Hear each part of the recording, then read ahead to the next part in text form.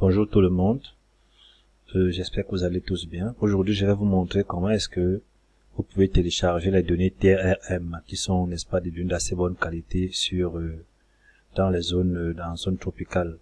Et voilà, c'est des données de plus en plus utilisées, mais sauf qu'il se pose le problème que, voilà, ces données viennent généralement au fichier NetCDF, et comme je l'ai dit dans un précédent tutoriel, il y en a beaucoup qui ont, n'est-ce pas, des problèmes avec les fichiers NetCDF.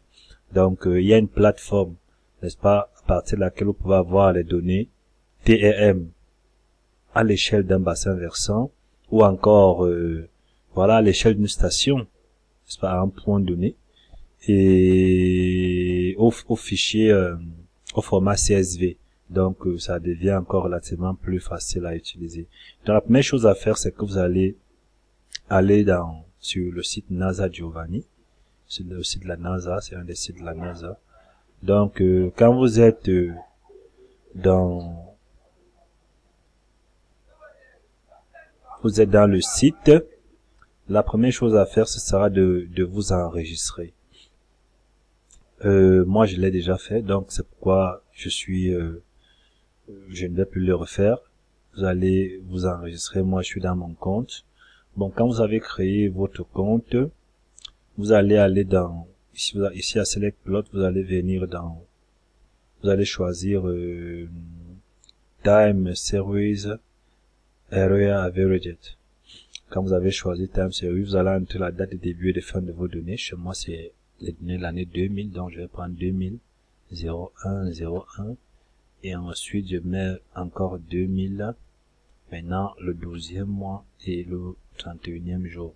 Maintenant ici, en principe, le logiciel vous propose, vous donne la possibilité, n'est-ce pas, de sélectionner une région, hein.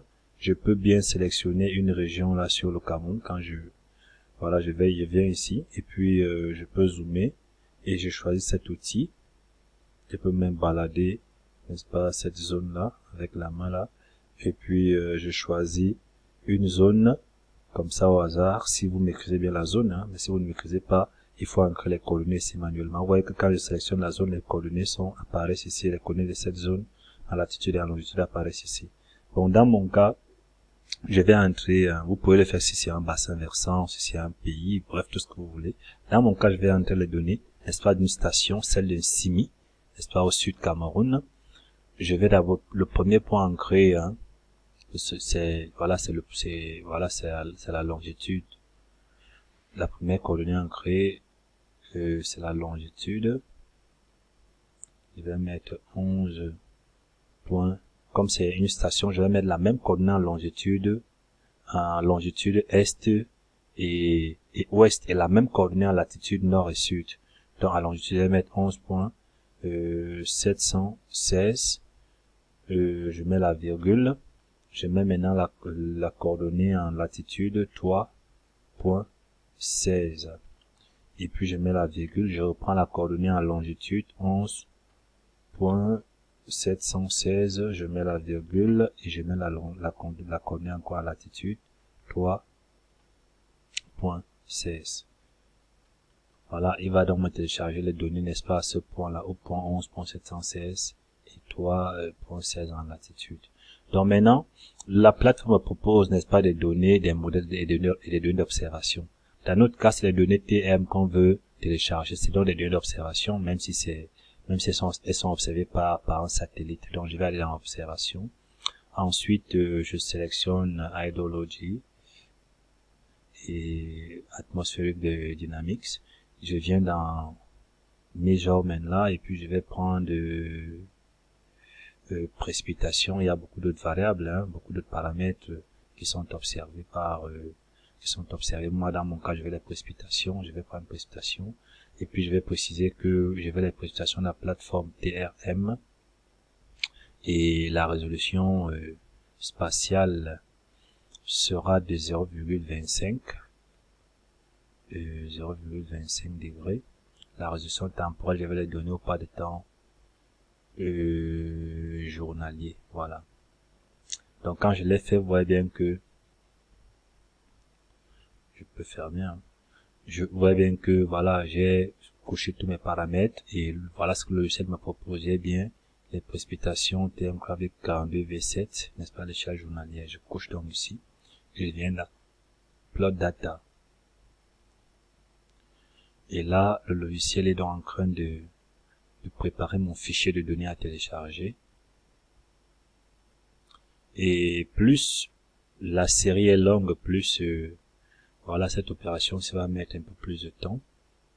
Donc chez nous, ça ne doit pas nécessairement mettre du temps parce que notre série n'est pas très longue. Voilà.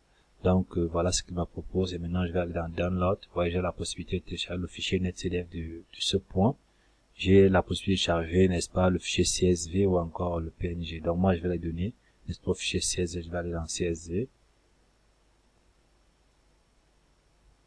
Donc voilà, mon logiciel de téléchargement a automatiquement récupéré. Donc je vais lui demander de me télécharger ça au bureau et il va le faire. Voilà, et c'est tout.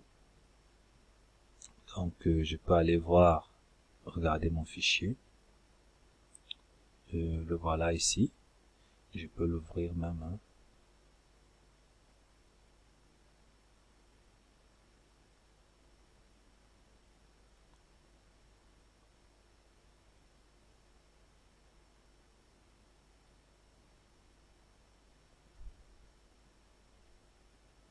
Voilà.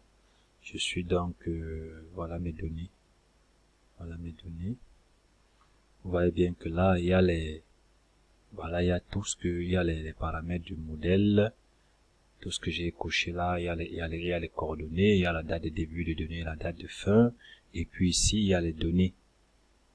Sur la première colonne, là, j'ai les dates. Ici, j'ai les valeurs de pluie. À la station, n'est-ce pas, d'un CIMI.